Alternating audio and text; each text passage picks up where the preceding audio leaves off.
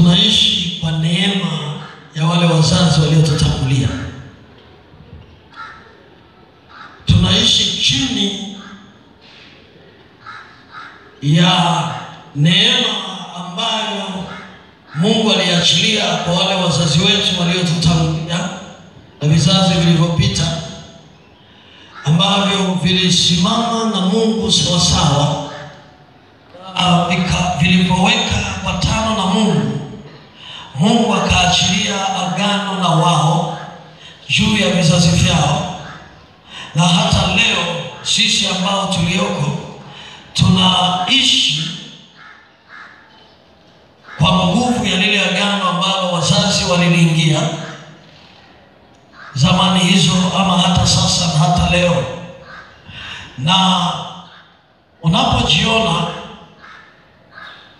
unaweza kuvuka vihunzi vingi, unaweza kuvuka mambo mengi na ukafanya mengi, na wengine wakabaki wanakushangaa na wakasema, mbona mimi siwezi? The same age, umri sawa, tunafanya kazi pamoja, tunalipwa mshahara sawa, tunafanya biashara moja, tuna wateja, wanaweza kukushangaa. Lakini kilichoko ndani yako siri, na pengine hata wewe hujui, ni agano ambalo liliingiwa na asili ya uzao wako.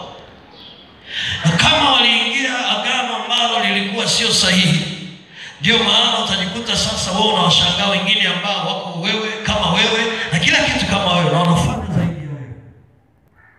Lakini kwa nini? Kwa sababu kuna nguvu ya agano inayofanya kazi ndani yao. Bwana Yesu asifiwe. Kwa hiyo tunaposema nguvu ya sadaka ya agano, tunazungumzia mtu anayeenda mbele za Mungu na kumshukuru Mungu kwa mtazamo wa kiagano na sio kwa